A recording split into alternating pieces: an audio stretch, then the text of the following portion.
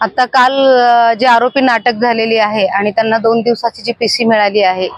त्यावेळेस आम्ही पोलीस म्हणजे आम्हाला पिंक पथकावरती एकंदरीत त्यांच्या तपासावरती शंका आहे। त्याच्यामुळे त्यांचा जो तपास आहे तर तो तपास काढून घ्यावा आणि येथील IPS अधिकारी महिला पोलीस अधिकाऱ्यांकडे तो तपास वर्ग करण्यात यावा।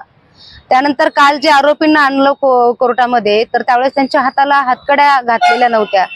परत ज्या ठिकाणी हे क्लासेस चालतात तर त्या क्लासेस मधील विद्यार्थ्यांचं नुकसान व्हावं असं एकाही आमच्या बांधवांना किंवा आमच्या भगिनींना वाटत नाहीये। फक्त त्यामागचा उद्देश एक असा आहे की ज्या ठिकाणी क्लासेस आहेत ते क्लासेस सुरू ठेवावे, तिथं फक्त महिला कर्मचारी आणि महिला शिक्षक तिथे जास्तीत जास्त असाव्या, तिथले CCTV फुटेज वगैरे सगळं व्यवस्थित असावा। आतापर्यंत हे आरोपींना ज्यांनी मदत केली आहे त्यांचे सगळे CDR ची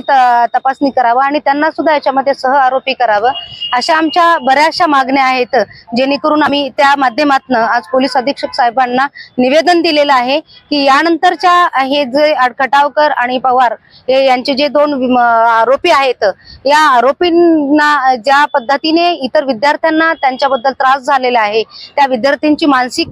त्रास किंवा त्यांची जी लैंगिक त्रास झाला त्या संदर्भामध्ये म्हणजे केस दाखल झाली, तर त्याच्या विरोधात आम्हाला साशंक असल्यामुळे त्यामध्ये सगळं शैक्षणिक क्षेत्रामध्ये मोठं नुकसान झालंय। पाहायला गेलं तर 2 शिक्षक सुद्धा आता फरार होते, ते अटक झालेत। काय मागणी एकंदरीत काय सांगा? बीड मध्ये उमा किरण शैक्षणिक संकुलामध्ये ज्या पीडित विद्यार्थिनीवरती जो लैंगिक अत्याचार करण्यात आला त्याच्या निषेधार्थ संपूर्ण बीड जिल्ह्यामध्ये संतापाची लाट उसळलेली होती आणि आरोपींना अटकेच्या निषेधार्थ बीड जिल्हा बंदचं आव्हान करण्यात आलं होतं। त्याच्यानंतर पोलीस प्रशासनानं त्या दोन्ही नराधम प्राध्यापकांना अटक करून काल त्यांना कोर्टामध्ये हजर केलं, परंतु ज्यावेळेस त्यांना हजर केलं त्यावेळेस त्यांच्या हातामध्ये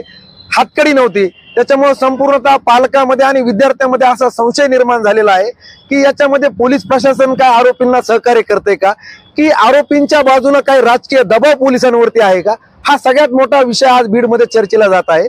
त्या अनुषंगाने आज आम्ही बीड पोलीस अधीक्षक कार्यालय इथे पोलीस अधीक्षकांना निवेदन दिलेलं आहे सर्व विद्यार्थी आणि पालकांच्या वतीनं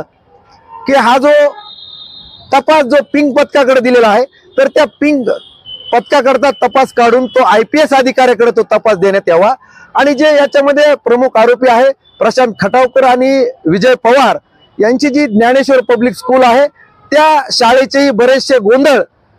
बाहेर बीडमध्ये चर्चेला जाऊ लागले आहेत, त्याची सुद्धा चौकशी करण्यात यावी अशी मागणी आज आम्ही इथे केलेली आहे। त्याचबरोबर हे जे काही विद्यार्थ्यांनी जी काही फीस भरलेली आहे, आज बरेचसे पालक परेशान आहेत की आमच्या पाल्याचं नुकसान होतंय, त्याचं काय झालं पाहिजे, ही सुद्धा प्रमुख मागणी आज आम्ही पोलीस अधीक्षकांकडे केलेली आहे की ज्या पालकांना फीस परत पाहिजे अशा पालकांची फीस परत देण्याचं काम तुम्ही पोलीस प्रशासनाच्या माध्यमातून त्या उमा किरण शैक्षणिक संकुलाचे जे सर्व तिथं बरेचसे प्राध्यापक सगळे ग्रुपमध्ये काम करतात, त्यांना सांगून जे पालक फीस परत मागतात त्यांना ती फीस परत द्या आणि विद्यार्थ्यांचं नुकसान होऊ नये यासाठी जे काही विषय आता हे 2 जे नराधम अटक झालेले आहेत त्या विद्यार्थ्यांचं नुकसान होऊ नये म्हणून त्या विषयाची सुद्धा तरतूद एक दुसरा प्राध्यापक तिथं अपॉइंट करून उमा किरण शैक्षणिक संकुल सोडून विद्यार्थ्यांचं नुकसान होऊ नये यासाठी दुसरीकडे त्या विद्यार्थ्यांची क्लासची सोय करण्यात यावी अशा प्रकारचं निवेदन या ठिकाणी दिलेलं आहे आणि याच्यावरती आम्ही थांबणार नाहीत। या आरोपींना कठोर कारवाई झाली पाहिजे आणि बीड शहरातील जेवढे काही कोचिंग क्लासेस आहेत या कोचिंग क्लासेस मध्ये एक फलक प्रत्येक क्लासमध्ये एक फलक लावला पाहिजे की जेणेकरून त्या क्लासमध्ये जर एखाद्या विद्यार्थिनीला जर काही अत्याचार होत असेल तर त्या फलकावरती पोलीस प्रशासनाचा महिला पथकाचा किंवा एखाद्या सामाजिक कार्यकर्त्यांचा महिला प्रतिनिधीचा नंबर त्या फलकावरती टाकला पाहिजे की जेणेकरून इथून पुढे असे कोचिंग क्लासेस मध्ये प्रकार घडणार नाहीत। म्हणून येत्या 8 दिवसामध्ये आम्ही पोलीस प्रशासनाला बीड जिल्ह्याच्या पालकमंत्री महोदयाला मुख्यमंत्री महोदयाला आज हे सगळे निवेदनाच्या प्रत आम्ही पाठवणार आहोत आणि 8 दिवसाचा वेळ आम्ही या प्रकरणासाठी देतोय। 8 दिवसानंतर बीड जिल्हाधिकारी कार्यालयावरती बीड शहरातील सर्व कोचिंग क्लासेस मधले विद्यार्थी शाळेतल्या विद्यार्थिनी यांना घेऊन जिल्हाधिकारी कार्यालयावरती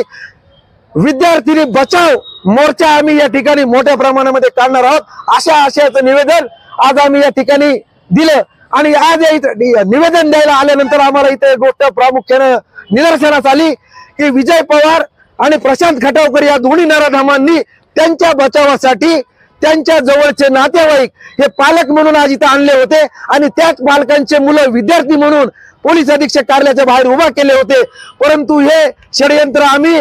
त्यांचं यशस्वी होऊ देणार नाहीत एवढं तुमच्या माध्यमातून सांगतो. आणि सर्व विद्यार्थी बांधवांना ज्यांच्यावरती काय पीडित विद्यार्थिनी ज्यांच्यावर अत्याचार झालेला आहे त्यांनी